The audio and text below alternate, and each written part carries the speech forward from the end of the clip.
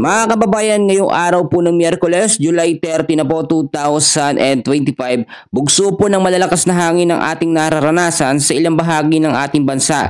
Senyalis po yan sa nalalapit nga po ng monsoon break or pansamantalang paghina or pagkawala ng habagat. Magkagayon man patuloy pa rin nakakaranas ng mahinang mga pag-ulan ng ilang bahagi po ng ating bansa dahil pa rin po sa southwest monsoon.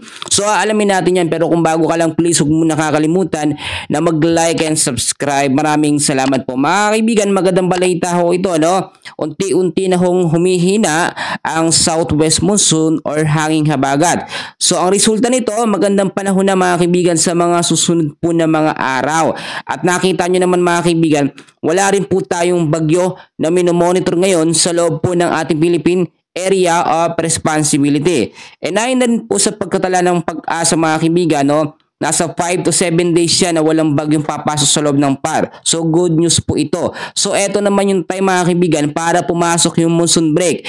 Marami nagtatanong, gano'n daw ba katagal ang monsoon break? Sana daw pumatagal, no? Usually yung pinakamatagal nito ay nasa 1 week, no? Hanggat wala pong bagyo na namomonitor or pumapasok po sa loob ng ating Philippine Area of Responsibility. So chance pa rin ang mainit na panahon ang posibleng maranasan natin sa mga susunod po na mga araw. Magkagayon man, meron pa rin namang habagat, no? Actually hindi pa totally nawawala o dumadating yung monsoon break, kaya patuloy pa rin nakakaranas ng mahinaw pa ilan-ilang pong mga pag-uulan ng ilang bahagi ng ating bansa.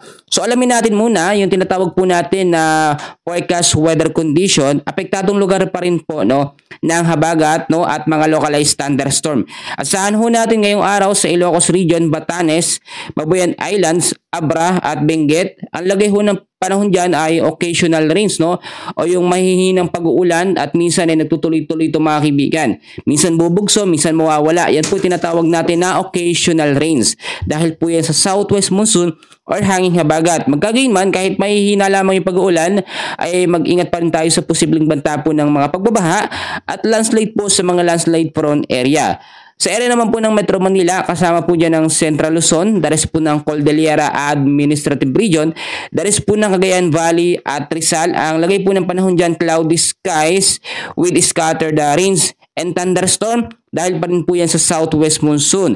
So, posibleng impact kapag lumakas yung pag-uulan, pagbabaha sa mababang lugar at landslide po sa mga landslide prone area. Ang ilang bahagi ng ating bansa na hindi ko ho nabanggit ay patuloy din makakaranas ng cloudy skies with isolated rains or thunderstorm. Usually lalo na po yan sa hapon dahil pa rin po sa southwest monsoon or habagat. Dahil pa rin po sa habagat mga kaibigan, no? Eto, inaasahan ngayong araw mga kaibigan, meron pa rin 50 to 100 millimeters sa dami ng ulan sa Ilocos Norte, Ilocos Sur, La Union, Pangasinan, Abra at Benguet. Gano'n daw ba karami yung 50 to 100 mm sa dami ng ulan?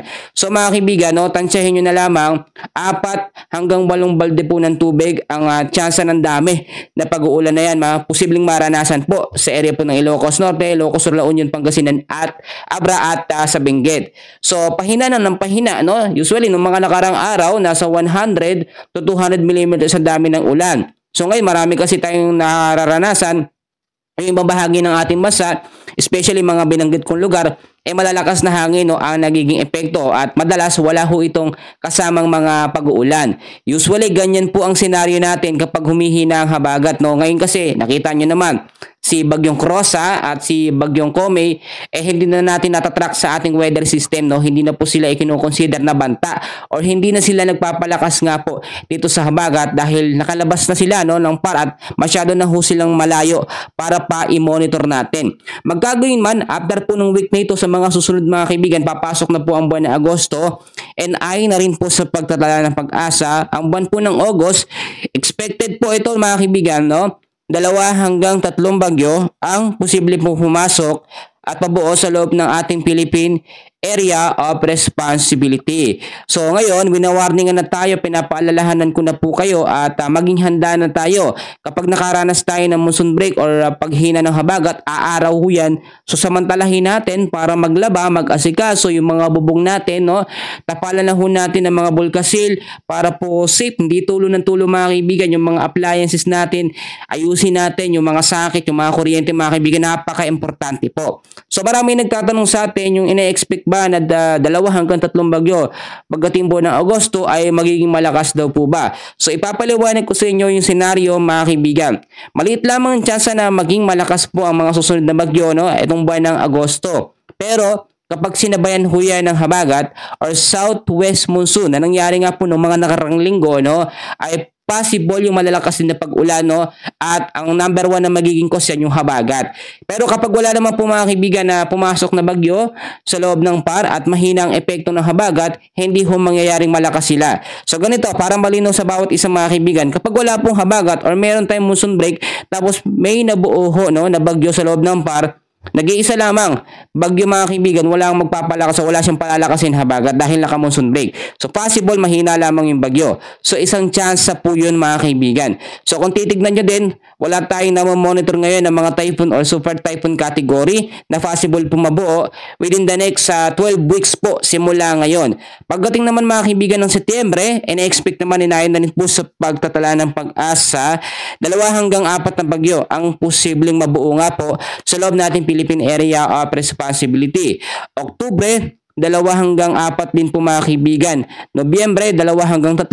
Sa Disyembre naman po 1 hanggang 2 bagyo ang possible nga po na ating i-monitor. So alam nyo mga kaibigan, pasimula pa lang po ang tag-ulan. Usually, Agosto talaga or August po talaga yan nagsisimula. Nung itong July, itong buwan ng July, ilang bagyo din ang pumasok sa ating PAR. So yung ibang mga kababayan natin, hindi po nakapaghanda, no? Kaya nabigla sila sa bugso po ng mga pagbabaha. Actually, yung ibang mga lugar ngayon tulad na lamang po sa Kalumpit, Bulacan ay lubog pa rin po sa pagbabaha, no? Dahil nga po hindi naka-ready. Yung drainage hindi po maayos, tas puro basura pa. So eto, explain ko sa inyo mga kaibigan para ho mas makapaghanda po tayong lahat, no? Hindi lamang po kayo, pati rin ako mga kaibigan, maglinis ho tayo ng kapaligiran, yung mga basura, linisin natin dahil kapag yan ay bumaraho sa mga kanal, talagang hindi po tayo magkakaroon ng maayos sa drainage. Kahit na okay ang drainage pero puro basura naman, no, wala din po, useless, no? So nasa atin din talaga ang paraan para makaiwas or maging maayos po yung flow ng tubig sa mga drainage natin. At eto rin mga kaibigan, iwasan din po mga kaibigan ko ang pagputol ng mga puno.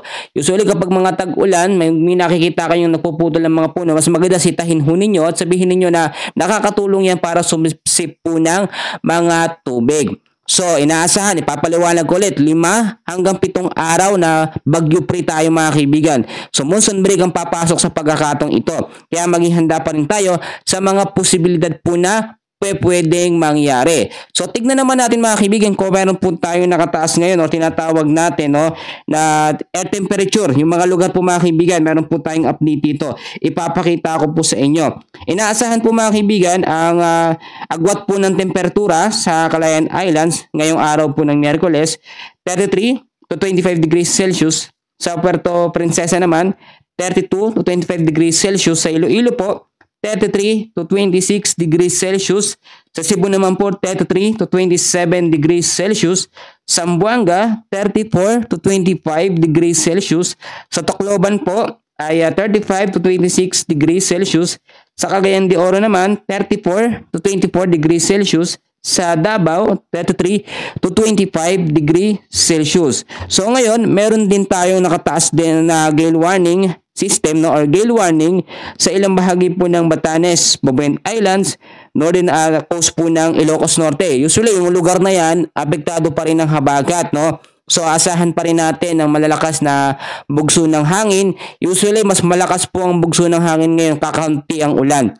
So yan po yung hudyat or senyales ng paghina na ng habagat. Baliktad, no? Kung kailan pa hina yung habagat saka ho siya nagbibigay ng malalakas na hangin. Ganyan ho talaga. Pero after naman ng malalakas na hangin na yan, tag-araw naman na, no? Ibig sabihin, medyo mainit na panahon ng ating mararanasan. So samantalahin natin yung mga ganyang klaseng pagkakataon hanggat wala pa pong bagyo na posible nga pong mabuo sa loob ng ating Philippine Area of Responsibility. May mga kababayan tayo na sobrang excited.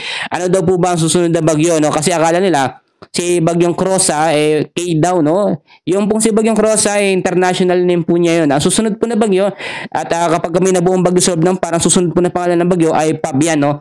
So maging handa tayo dahil nga po hindi tayo magdedepende kung ang pangalan ng bagyo ay ganito, malakas, no? Hindi natin na mapipredict.